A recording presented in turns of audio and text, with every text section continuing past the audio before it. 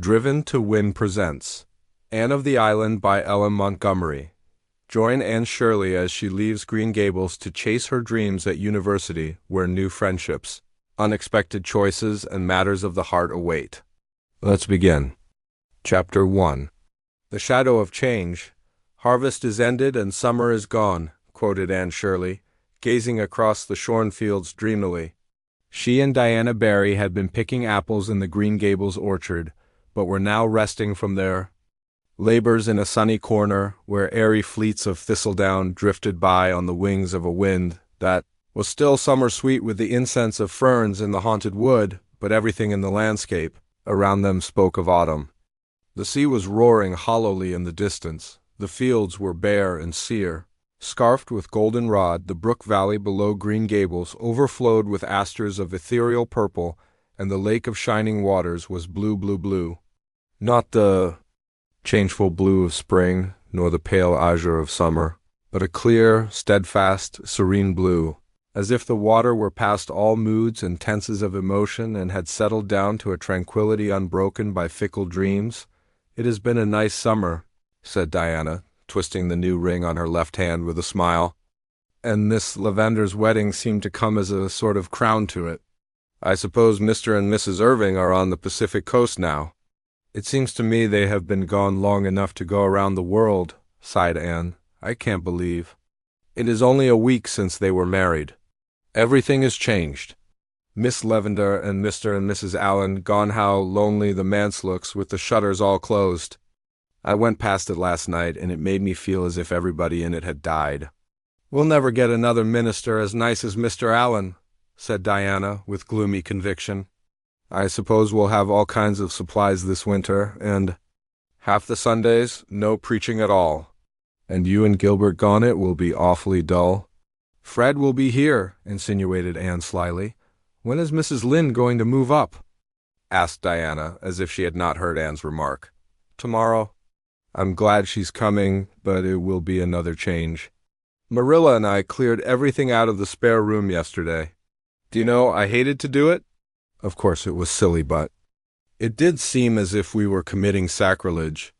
That old spare room has always seemed like a shrine to me. When I was a child, I thought it the most wonderful apartment in the world. You remember what a consuming desire I had to sleep in a spare room bed, but not the Green Gables spare room. Oh no, never there. It would have been too terrible. I couldn't have slept a wink from awe. I never walked through that room when Marilla sent me in on an errand. No, indeed. I tiptoed through it and held my breath, as if I were in church, and felt relieved when I got out of it. The pictures of George Whitfield and the Duke of Wellington hung there, one on each side of the mirror, and frowned so sternly at me all the time I was in, especially if I dared peep in the mirror, which was the only one in the house that didn't twist my face a little. I always wondered how Marilla dared house-clean that room. And now it's not only cleaned, but stripped bare. George Whitfield and the Duke have been relegated to the upstairs hall. So passes the glory of this world, concluded Anne, with a laugh in which there was a little note of regret. It is never pleasant to have our old shrines desecrated, even when we have outgrown them. "I'll be so lonesome when you go," moaned Diana for the 100th time. "And to think you go next week." "But we're together still," said Anne cheerily. "We mustn't let next week rob us of this week's joy. I hate the thought of going myself home, and I are such good friends. Talk of being lonesome, it's I who should groan. You'll be here with any number of your old friends and Fred, while I shall be alone among strangers, not knowing a soul." "Except Gilbert and Charlie Sloane," said Diana, imitating Anne's italics and slyness. "Charlie Sloane will be a great comfort, of course," agreed Anne sarcastically, whereupon both those irresponsible damsels laughed. Diana knew exactly what Anne thought of Charlie Sloane. But despite sundry confidential talks, she did not know just what Anne thought of Gilbert Blythe. To be sure, Anne herself did not know. "That the boys may be boarding at the other end of Kingsport, for all I know," Anne went on. "I'm glad I'm going to Redmond, and I'm sure I shall like it after a while. But for the first few weeks I know I won't. I shan't even have the comfort of looking forward to the weekend visit home, as I had when I went to Queen's. Christmas will seem like 1,000 years away. Everything is changing or going to change, said Diana sadly. I have a feeling that things will never be the same again, Anne. We have come to a parting of the ways, I suppose, said Anne thoughtfully. We had to come to it. Do you think, Diana, that being grown up is really as nice as we used to imagine it would be when we were children?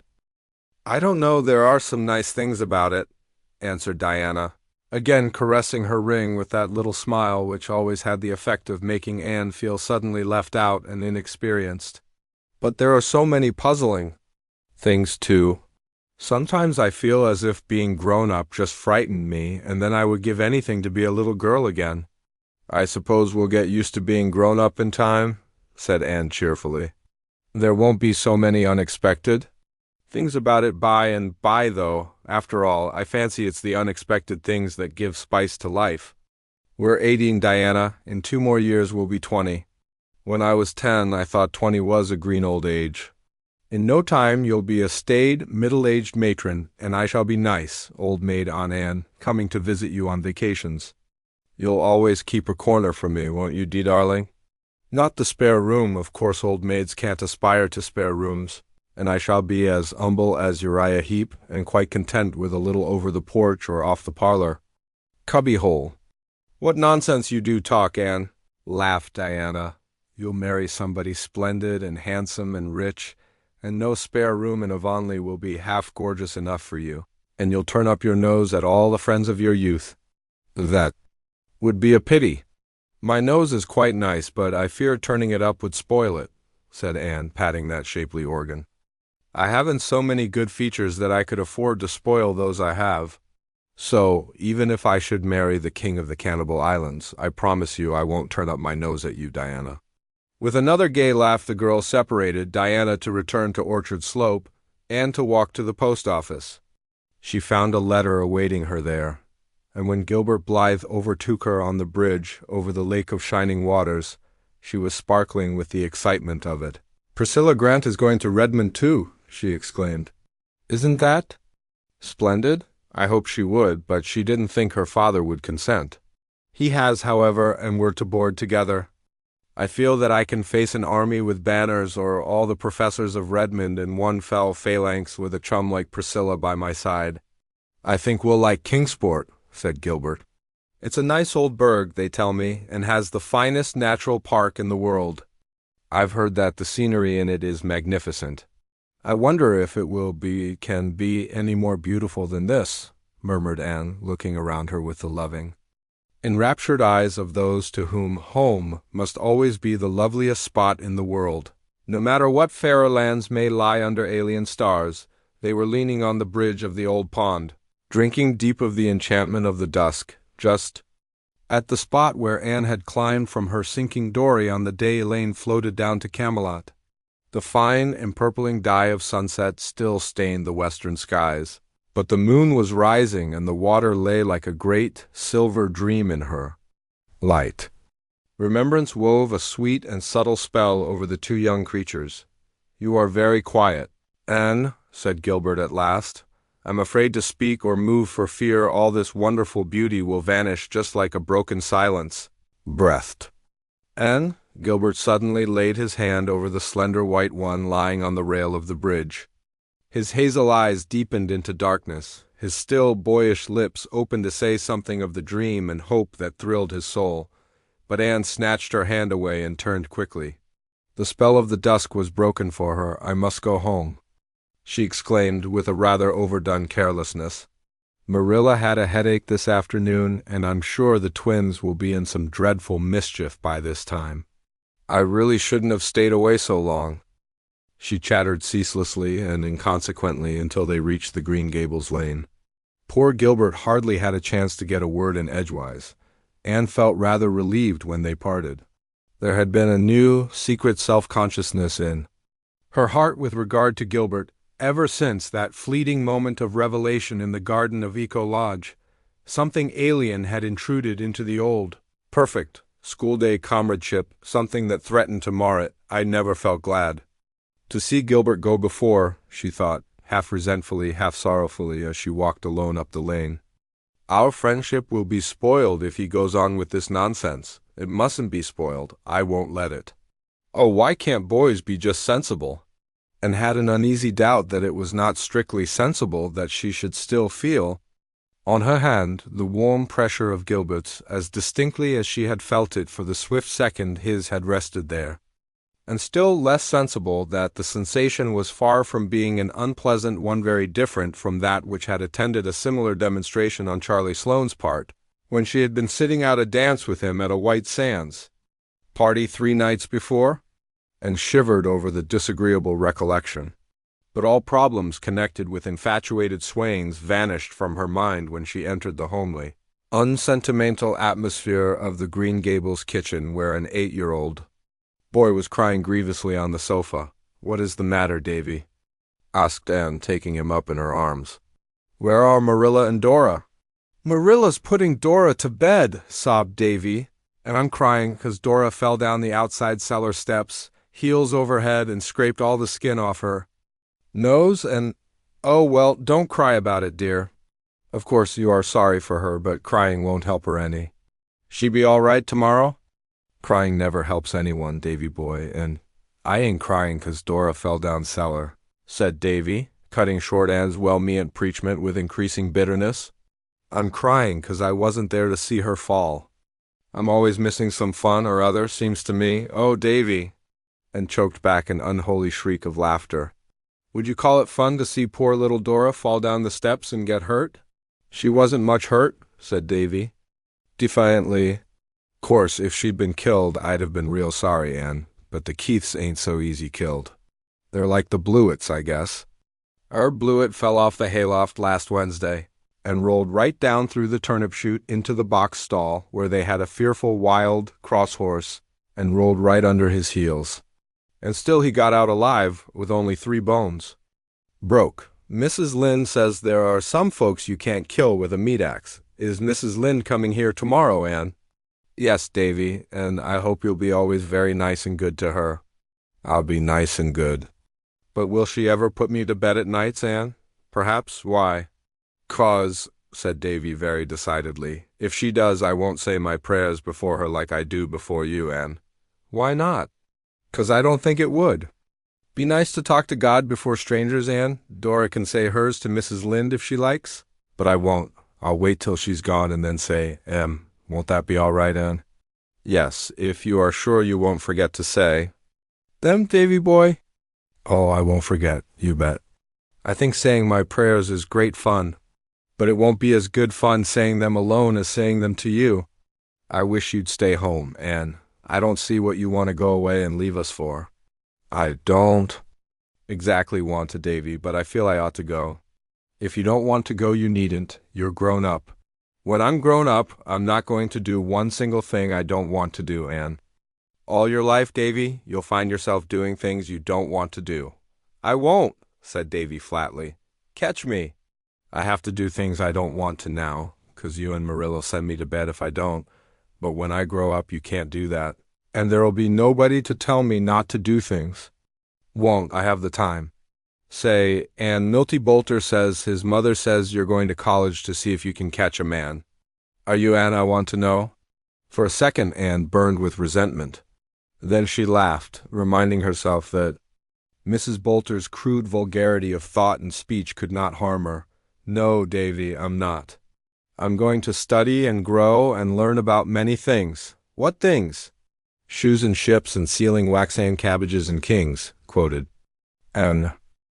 "But if you did want to catch a man, how would you go about it?" "I want to know," persisted Davy, for whom the subject evidently possessed a certain fascination. "You'd better ask Mrs. Boulter," said Anne thoughtlessly. "I think it's likely she knows more about the process than I do." "I will, the next time I see her," said Davy gravely. "Davy, if you do," cried Anne, realizing her mistake. "But you just told me to," protested Davy, aggrieved. "It's time you went to bed," decreed Anne. By way of getting out of the scrape, after Davy had gone to bed, Anne wandered down to Victoria Island and sat there alone, curtained with fine-spun, moonlit gloom, while the water laughed around her in a duet of brook and wind. Anne had always loved that brook. Many a dream had she spun over its sparkling water in days gone by. She forgot lovelorn youths and the cayenne speeches of malicious neighbors and all the problems of her girlish existence. In imagination she sailed over storied seas that wash the distant shining shores of fairy lands forlorn, where lost Atlantis and Elysium lie, with the evening star for pilot to the land of heart's desire. And she was richer in those dreams than in realities. For things seen pass away, but the things that are unseen are eternal. Chapter 2. Garlands of Autumn. The following week sped swiftly, crowded with innumerable last things, as Anne called them. Goodbye calls had to be made and received, being pleasant or otherwise, according to whether callers and called upon were heartily in sympathy with Anne's hopes, or thought she was too much puffed up over going to college and that it was their duty to take her down a peg or two. The AVIs gave a farewell party in honor of Anne and Gilbert one evening at the home of Josie Pye, choosing that place partly because Mr. Pye's house was large and convenient, partly because it was strongly suspected that the Pye girls would have nothing to do with the affair if their offer of the house for the party was not accepted. It was a very pleasant little time, for the Pye girls were gracious, and said and did nothing to mar the harmony of the occasion, which was not according to their wont. Josie was unusually amiable, so much so that she even remarked condescendingly to Anne, "Your new dress is rather becoming to you, Anne. Really, you look almost pretty in it." "How kind of you to say so," responded Anne with dancing eyes. Her sense of humor was developing, and the speeches that would have hurt her at 14 were becoming merely food for amusement now. Josie suspected that Anne was laughing at her behind those wicked eyes, but she contented herself with whispering to Gertie as they went downstairs that Anne Shirley would put on more airs than ever now that she was going to college, you'd see. Oh, the old crowd was there, full of mirth and zest and youthful lightheartedness. Diana Barry, rosy and dimpled, shadowed by the faithful Fred. Jane Andrews, neat and sensible and plain. Ruby Gillis, looking her handsomest and brightest, in a cream-soaked blouse with red geraniums in her golden hair. Gilbert Blythe and Charlie Sloane, both trying to keep as near the elusive Anne as possible.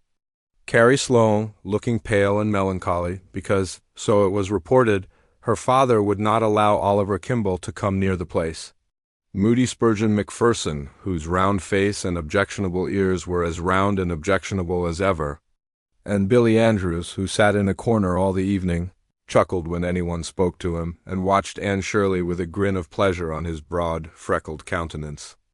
Anne had known beforehand of the party, but she had not known that she and Gilbert were, as the founders of the society, to be presented with a very complimentary address and tokens of respect, in her case a volume of Shakespeare's plays, in Gilbert's a fountain pen. She was so taken by surprise and pleased by the nice things said in the address, read in Moody Spurgeon's most solemn and ministerial tones, that the tears quite drowned the sparkle of her big gray eyes. She had worked hard and faithfully for the VIS, and it warmed the cockles of her heart that the members appreciated her efforts so sincerely. And they were all so nice and friendly and jolly. Even the Pye girls had their merits. At that moment Anne loved all the world. She enjoyed the evening tremendously, but the end of it rather spoiled all. Gilbert again made the mistake of saying something sentimental to her as they ate their supper on the moonlit veranda, and to punish him, was gracious to Charlie Sloane and allowed the latter to walk home with her. She found, however, that revenge hurts nobody quite so much as the one who tries to inflict it. Gilbert walked airily off with Ruby Gillis, and Anne could hear them laughing and talking gaily as they loitered along in the still, crisp autumn air.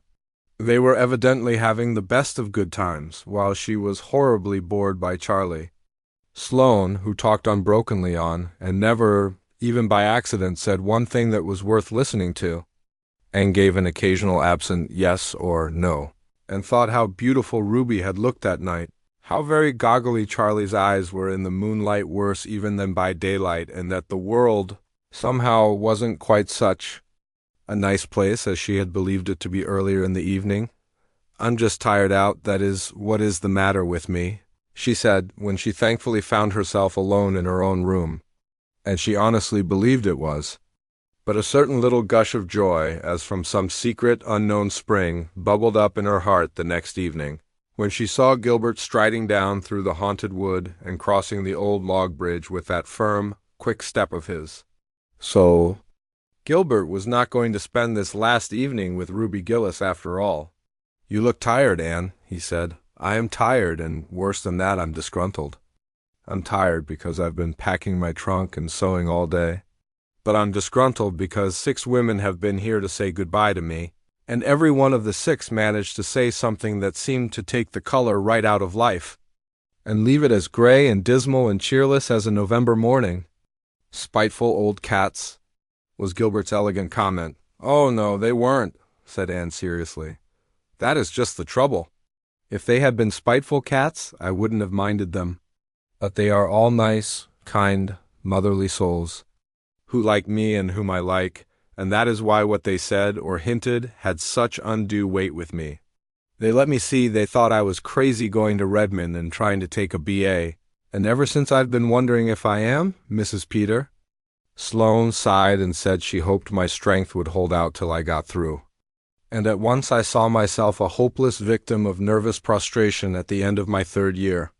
Mrs. Ebenwright said it must cost an awful lot to put in 4 years at Redmond, and I felt all over me that it was unpardonable of me to squander Marilla's money and my own on such a folly. Mrs. Jasper Bell said she hoped I wouldn't let college spoil me, as it did some people. And I felt in my bones that the end of my 4 Redmond years would see me a most insufferable creature, thinking I knew it all, and looking down on everything and everybody in Avonlea.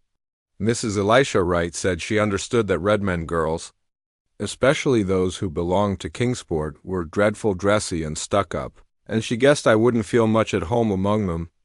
And I saw myself, a snubbed, dowdy, humiliated country girl, shuffling through Redmond's classic halls in copper-toned boots, and ended with a laugh and a sigh commingled. With her sensitive nature all disapproval had weight, even the disapproval of those for whose opinions she had scant respect. For the time being life was savorless, and ambition had gone out like a snuffed candle. "You surely don't care for what they said," protested Gilbert. "You know exactly how narrow their outlook on life is, excellent creatures though they are. To do anything they have never done is anathema maranatha. You are the first Avonlea girl who has ever gone to college, and you know that all pioneers are considered to be afflicted with moonstruck madness." "Oh, I know, but feeling is so different from knowing. My common sense tells me all you can say, but there are times when common sense has no power over me. Common nonsense takes possession of my soul. Really, after Mrs. Alicia went away I hardly had the heart to finish packing." "You're just tired, Anne. Come, forget it all and take a walk with me, a ramble back through the woods beyond the marsh. There should be something there I want to show you." "Should be. Don't you know if it is there?" "No, I only know it should be, from something I saw there in spring." "Come on, we'll pretend we are 2 children again, and we'll go the way of the wind." They started gaily off. And, remembering the unpleasantness of the preceding evening, was very nice to Gilbert. And Gilbert, who was learning wisdom, took care to be nothing save the schoolboy comrade again. Mrs. Lynde and Marilla watched them from the kitchen window. "That'll be a match some day," Mrs. Lynde said approvingly. Marilla winced slightly. In her heart she hoped it would, but it went against her grain to hear the matter spoken of in Mrs. Lindy's gossipy, matter-of-fact way. "They're only children yet," she said shortly. Mrs. Lynde laughed good-naturedly. "Anne is 18. I was married when I was that age. We old folks, Marilla, are too much given to thinking children never grow up. That's what. Anne is a young woman and Gilbert's a man, and he worships the ground she walks on, as anyone can see. He's a fine fellow, and Anne can't do better. I hope she won't get any romantic nonsense into her head at Redmond. I don't approve of them coeducational places and never did, that's what. I don't believe," concluded Mrs. Lynde solemnly, "that the students at such colleges ever do much else than flirt." "They must study a little," said Marilla, with a smile. "Precious little," sniffed Mrs. Rachel. "However, I think Anne will. She never was flirtatious. But she doesn't appreciate Gilbert at his full value, that's what." "Oh, I know girls. Charlie Sloane is wild about her too, but I'd never advise her to marry a Sloane. The Sloanes are good, honest, respectable people, of course, but when all's said and done, they're Sloanes, Marilla nodded. To an outsider, the statement that Sloanes were Sloanes might not be very illuminating, but she understood. Every village has such a family. Good, honest, respectable people they may be, but Sloanes they are and must ever remain, though they speak with the tongues of men and angels. Gilbert and Anne, happily unconscious that their future was thus being settled by Mrs. Rachel, were sauntering through the shadows of the haunted wood. Beyond, the harvest hills were basking in an amber sunset radiance under a pale aerial sky of rose and blue. The distant spruce groves were burnished bronze, and their long shadows barred the upland meadows. But around them a little wind sang among the fir tassels, and in it there was the note of autumn. This wood really is haunted now by old memories, said Anne, stooping to gather a spray of ferns, bleached to waxen whiteness by frost. It seems to me that the little girls Diana and I used to be play here still, and sit by the Dryad's bubble in the twilights, trysting with the ghosts. Do you know, I can never go up this path in the dusk without feeling a bit of the old fright. And shiver? There was one especially horrifying phantom which recreated the ghost of the murdered child that crept up behind you and laid cold fingers on yours.